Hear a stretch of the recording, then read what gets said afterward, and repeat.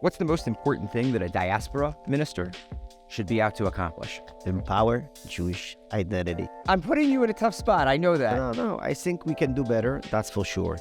It's not fair that the American Jewish community hasn't had you interact with them like this, in my opinion, because I think it's what they need.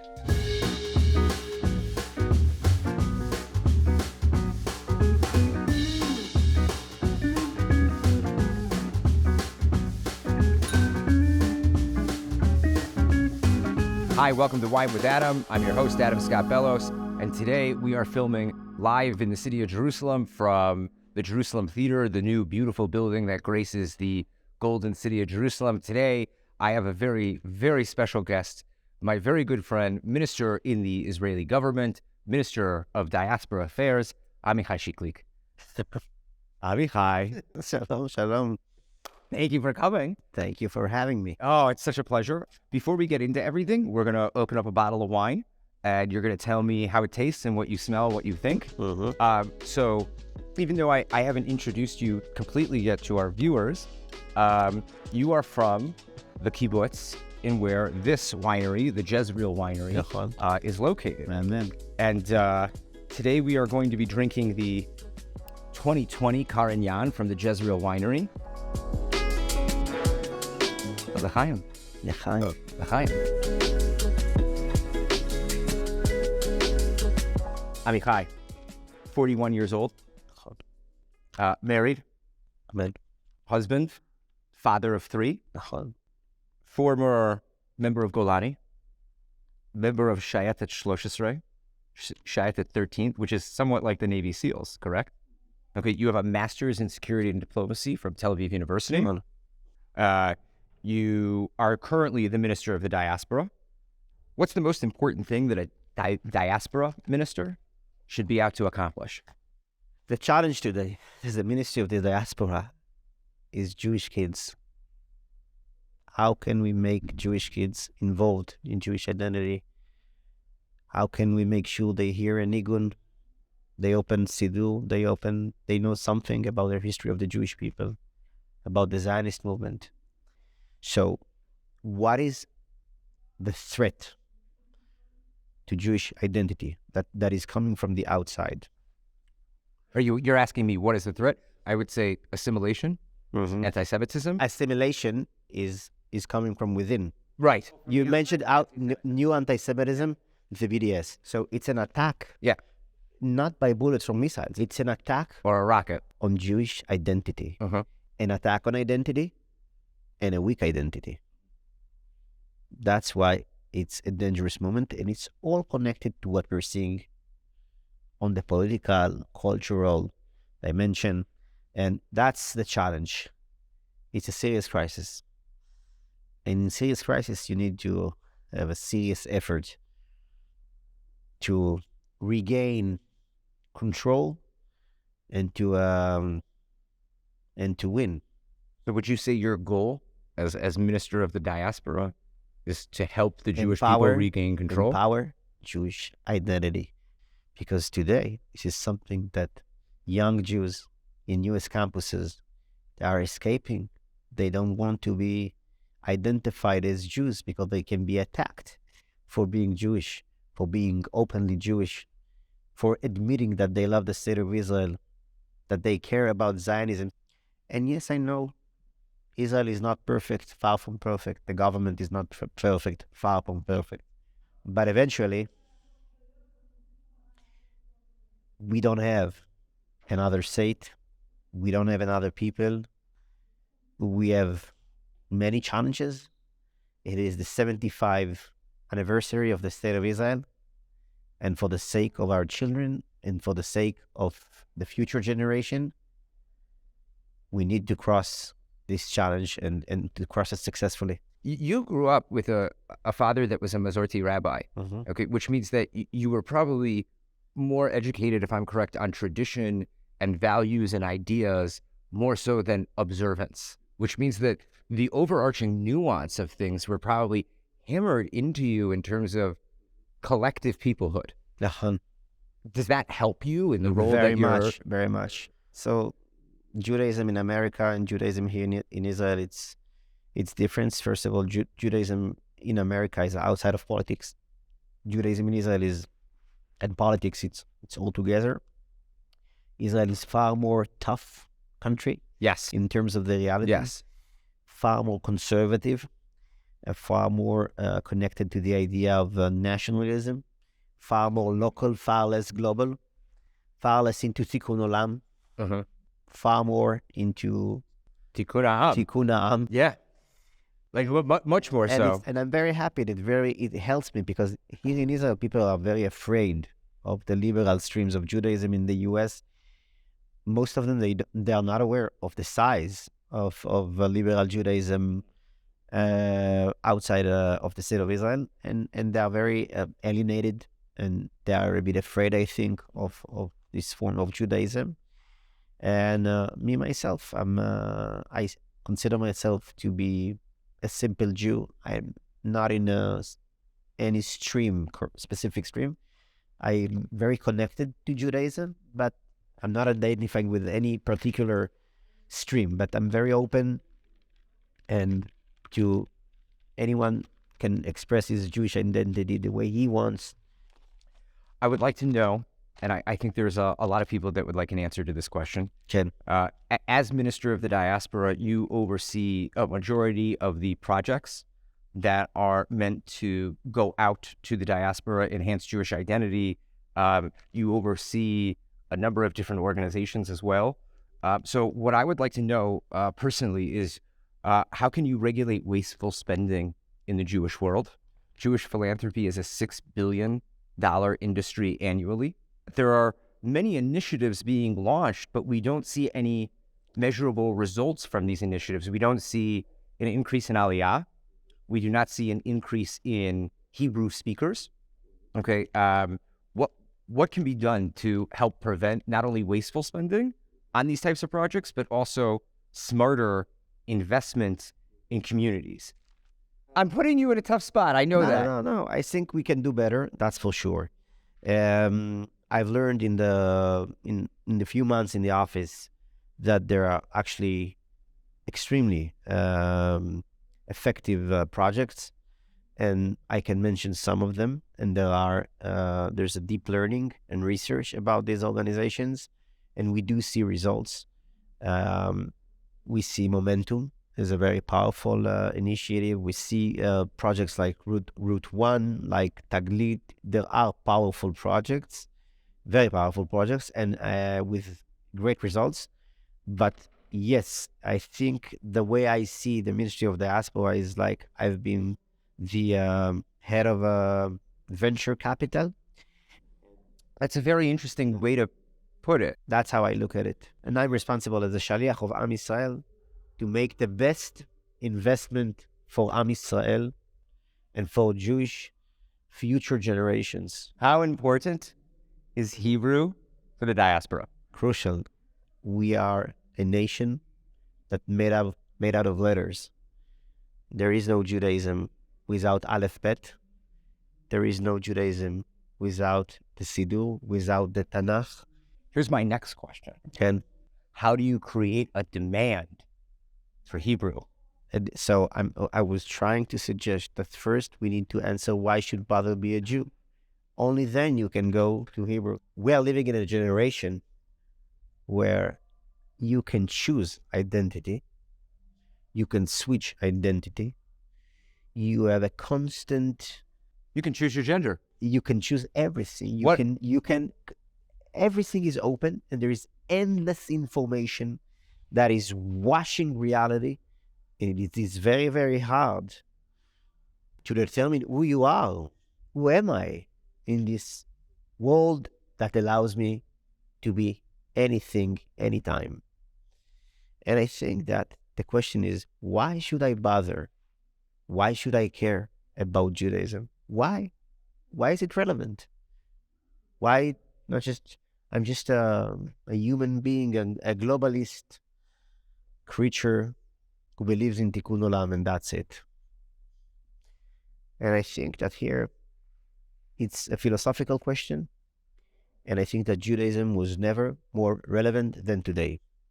So what are these components that without them there is no Judaism? What's the essence of Judaism? And so this question was appointed to Hillel. Hillel HaZaken. Al regel echad. Al regel achat, on one leg, the entire Torah. מה ששנוא עליך אל תעשה לחברך. Do unto others as you would want unto you. And Rabbi Akiva says, ואהבת לרעך כמוך. Love your neighbor as yourself. Yeah. And so trying to be a mensch is one leg. Second is Shabbat. 24 hours. Everything can wait. We have time for the faces of our children. But I think that the deepest idea of Shabbat is that we believe that the soul should govern the matter. And that is the idea of Shabbat. Third is the idea of Limud Torah. And that's why I said before, there is no Judaism without books. And it's from the Bible to the Mishnah to the Gemara, and so on and so on. And the last thing is Eretz Israel. We are a local, and we are a nation. We're not a globalist culture. We're not the Jews of the world. The Jews are from Eretz Israel. They are from Judea. We are from here. We are from Jerusalem. We are from Har HaMoriah. We are from Shiloh. We are from Hebron. We are from Eretz Israel. Face it. That's it. Judaism eventually says there is only one truth. And only if there is truth, you can have good and bad. Only if you have truth, you can have moral life. Otherwise, there is no morality without truth. Yeah. And the idea of progressive, the deep idea is that there is no truth. This is all relative. And we are just very, very advanced animals. Yeah. No, I agree.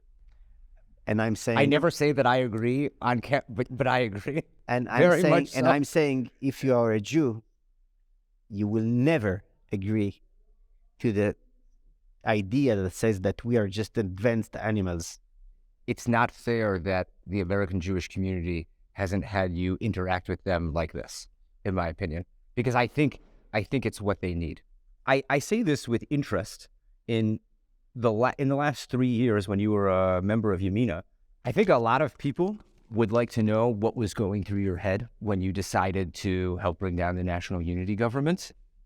The government that was created was anything but unity.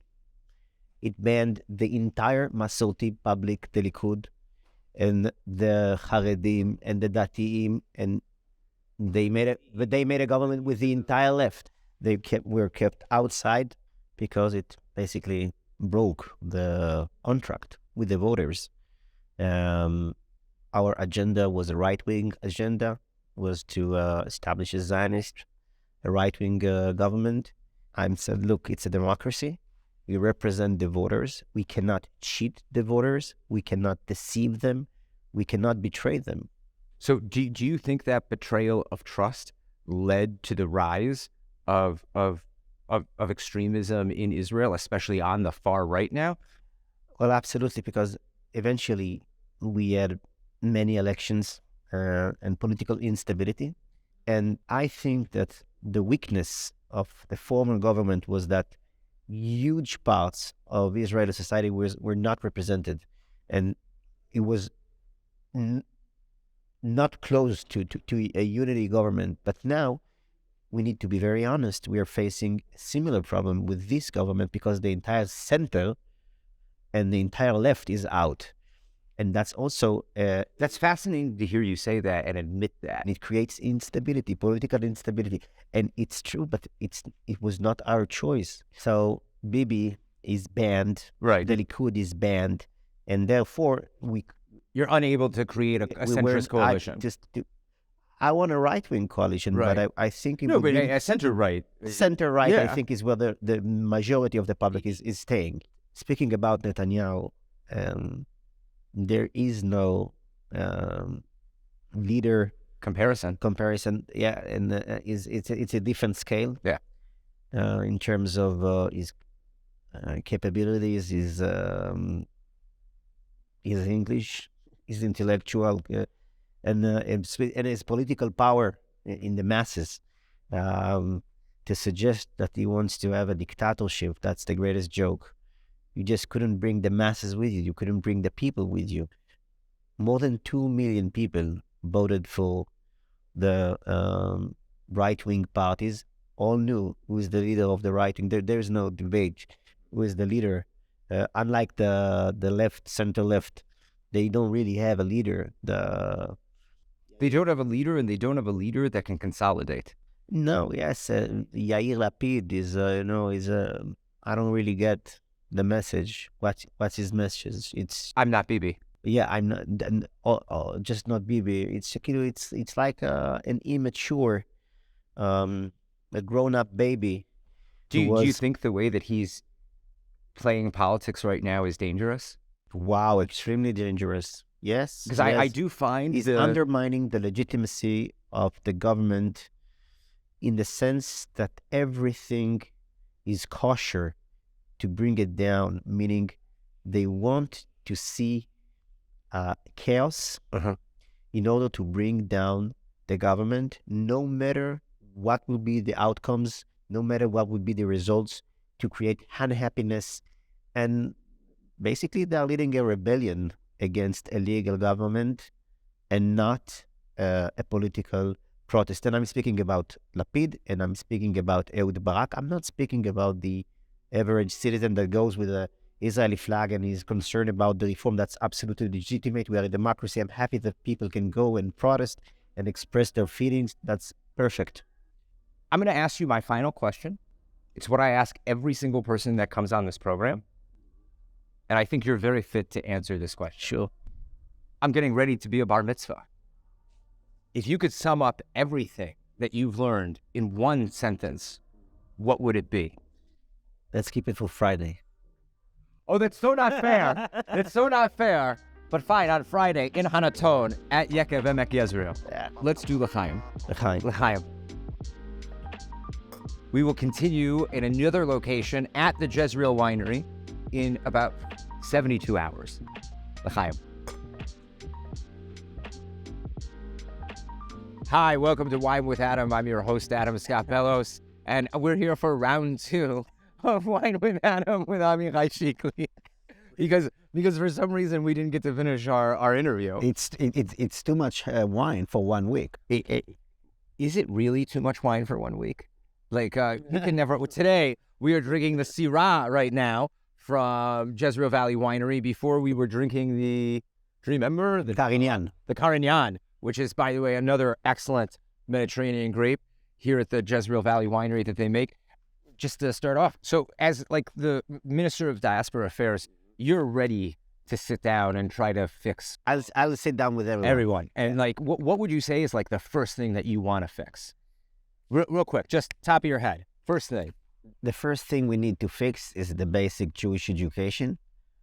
Our main problem is not the liberal streams. Our main problem is the fact that most of young Jews, they don't learn. So Jewish literacy. They don't know Hebrew. Right. They know nothing about Judaism. They know nothing about Zionism. How do you think American Jewish leadership could improve in order to enhance the cultural literacy of the next generation? I think first thing we need young generation of leaders. And second, we need to build the foundations for Jewish education, kindergarten, Jewish day schools. Is your ministry responsible? Is the Israeli education ministry responsible for helping with that? We do see ourselves as responsible for helping Jewish communities abroad, especially in America, the largest Jewish community outside of Israel, to have stronger Jewish education. Do you feel that like what's going on in the streets right now and the protests and also what's going on with the disconnect with the diaspora, to me, I feel like it screams not political crisis, but spiritual crisis. And that there is something to do with not listening to each other, but like it feels like there's something much deeper at work that's separating us. And it has to do with a lot of what you're saying, which is that the root of Zionism and the root of Judaism is not being properly given to the next generation. 100%. So above the surface, the debate is Bibi, not Bibi, this government, the other government, we appoint judges this way or that way. And this is a complete fog. When the State of Israel was established, the bigger waves and the more powerful waves in terms of leadership was the second wave of immigrations. The second Aliyah. The second Aliyah. Generally, they said, we are sick of the Galut. We are sick of the Galut. We want to have a transformative form of Judaism, Hebrewism. We want labor, we want weapon, and in order to distinguish itself from the Galut Judaism, it made a very significant mistake. And it distinguished itself from Judaism, not from the Galut, but from Judaism.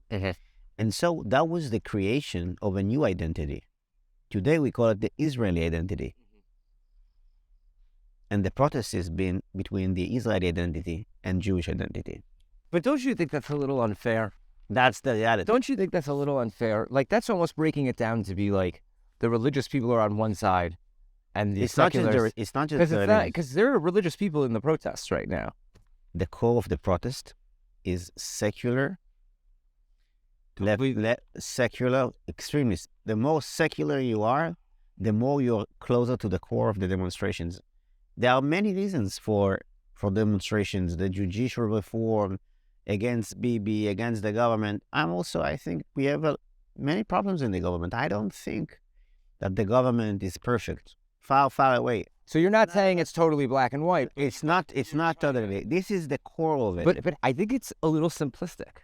It is simplistic.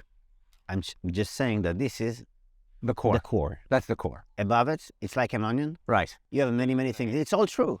Final question, because we've spent so much time together and I don't want to take more of it, and it's Yom Shishi. I'm getting ready for my bar mitzvah. Yeah. Okay. I would like you to sum up everything that you've learned in one sentence for me. So I think, for sure, one of them is Veshuv Yom Echad Lifnei Mitatcha. I think that this is the greatest sentence when you need to take serious decisions. And it basically says, imagine yourself as a grandpa, or imagine your funeral. What will you say as a grandfather to your children about this specific dilemma you have? How did you act it? Or what do you want people to think at the end of the journey? It's a good one. It's a good one, yeah. Masechet Avot. Yeah. I want to say thank you to my very special guest, Minister Amichai Chikli from the Likud Party, meeting me 2 days this week so that we could get a full interview. First in the Jerusalem Theater, and now in his home village of Hanaton, where he lives on the Mazorti Kibbutz, right next to our great partner, Jezreel Winery. And if you like the wines that we drink, the Carignan or the Syrah from Jezreel Wine, you can find it at wineonthevine.com. If you want to plant a vine with the Jezreel Winery, you can find it at wineonthevine.org. And remember, when you are drinking your Israeli wine, drink it with somebody you love. L'chaim.